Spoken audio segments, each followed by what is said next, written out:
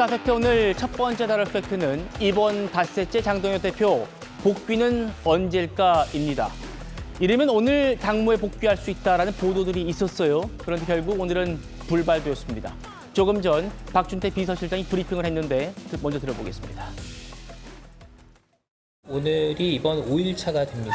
당분간 더 치료를 이어가는 것이 맞다는 그 의료진의 판단에 따라서 오늘 퇴원을 못하게 됐습니다. 기본적으로는 체력이 많이 저하되어 있는 상태입니다. 과거 단식이 끝난 직후에 병원을 찾았을 때 검사 결과가 있는데 그와 비슷한 수준 내지는 그보다는 조금 더 악화된 상황으로 의료진이 평가를 하고 있습니다. 대표께서는 금주 내에는 무조건 복귀하겠다는 말씀을 하고 있는데 그 부분은 그 진행 경과를 조금 더 살펴봐야 될 것 같습니다. 무슨 당내 문제를 피하기 위해서 꾀병으로 입원을 했다라든지 어떤 분들은 뭐 거의 조롱에 가까운 얘기로 이 부분을 평가를 하시고 굉장히 좀 유감스럽습니다.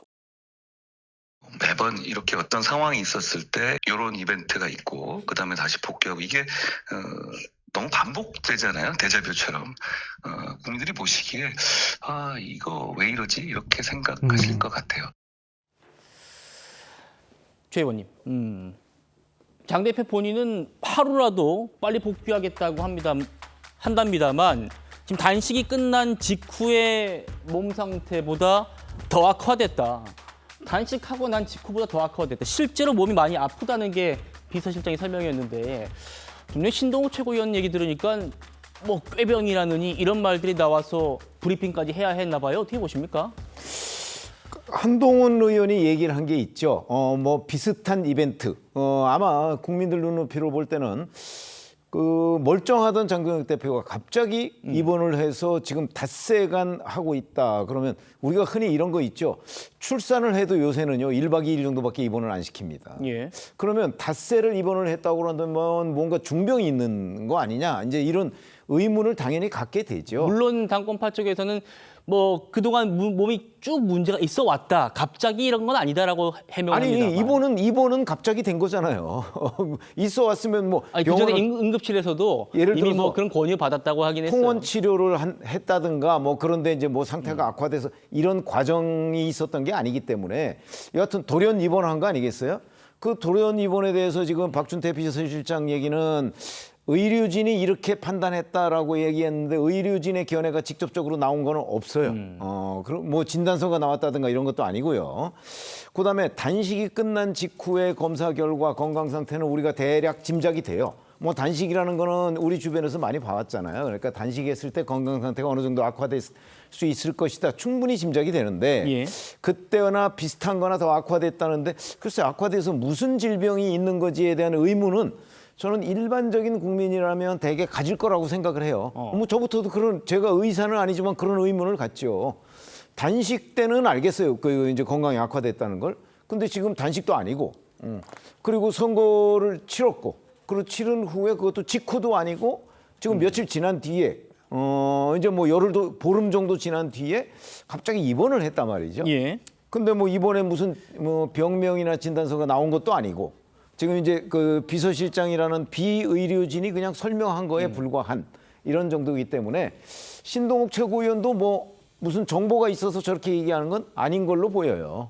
그러면 적어도 이 닷새씩이나 만약에 입원을 하고 있었다면 보통이 그냥 상식적으로 보면 굉장히 어딘가 뭐 많이 아픈가 보다 이렇게 생각하는 게 상식 아니겠어요? 예. 그 의문에 대한 답은 되지 않는다. 저는 이렇게 보기 때문에 아마 신동욱 최고위원이 그 우려하는 그런 조롱이나 뭐 빈정거림 뭐 이런 거는 계속될 수밖에 없을 것이다. 이렇게 생각합니다. 계속될 수밖에 없다.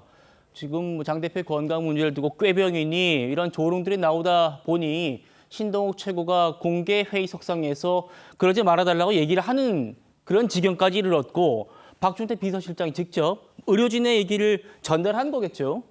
단식 끝난 직후에 몸과 지금 거의 똑같다. 더 나빠졌다. 지금 이런 얘기를 오늘 브리핑을 했습니다. 소장님. 그런데 일단 당 안팎의 이 사퇴 압박에도 불구하고 장 대표가 병상에서 뭐 주요 당직 구상을 하고 있다는 보도가 나왔어요. 박 비서실장이 그것도 부인했는데 듣고 제가 여쭤보죠. 당직 인선에 대한 보도가 여러 나왔는데 당대표께서 비서실장에게 당직 개편에 대한 검토 지시를 내리신 바 없고 이에 따라서 실무적으로 검토한 적도 없다는 점을 다시 한번 분명히 말씀드립니다. 그러니까 정윤식 원내대표가 직전 정책위의장이었잖아요. 원내대표 돼서 이 공석이도 했는데 이 자리라든지 미디어 대변인들이라든지 이 당직 인선들을 장 대표가 구상하고 있다. 이 얘기는 당권 그대로 쥐고 가겠다라는 얘기로 해석이 돼서 보도들 꽤 나왔는데 일단 부인했습니다. 어떻게 들으셨습니까? 그렇죠. 당직 인선이라고 하는 것은 그 대통령이 그 어제 그 수석을 교체하는 걸 보면서도 지방선거 결과가 안 좋자 민심을 수용해서 뭔가 좀 국정을 쇄신하게 해서 하는 것처럼 원래 당직 인선도 당대표가 국면을 전환하기 위한 그런 그 전환용 카드로 쓰는 경우가 많이 있습니다. 그래서 예. 통상적으로 그 장동혁 대표가 당권파이기 때문에 가장 큰 대적점에 있는 친한동훈계 비당권파와의 갈등 속에서 현재 중도 중립적인 친윤계들이 늘어나고 정점식 원내대표 같은 친윤계들이 늘어나고 있어서 워낙 그 당직 개편을 한다라면 이 친윤계 중에서 장동혁 대표 편을 들어줄 수 있는 만한 분들을 그 정책위 의장이라던가 예. 사무총장이라던가 이런 쪽으로 영입을 해서 당내에서 세력 균형을 장동혁을 지지하는 장동혁 대표를 지지하는 흐름을 좀 많이 만들고 비당권파인 한동훈계를 좀 이렇게 좀 고립시켜 나가는 그런 인사 카드를 쓸 수도 있을 텐데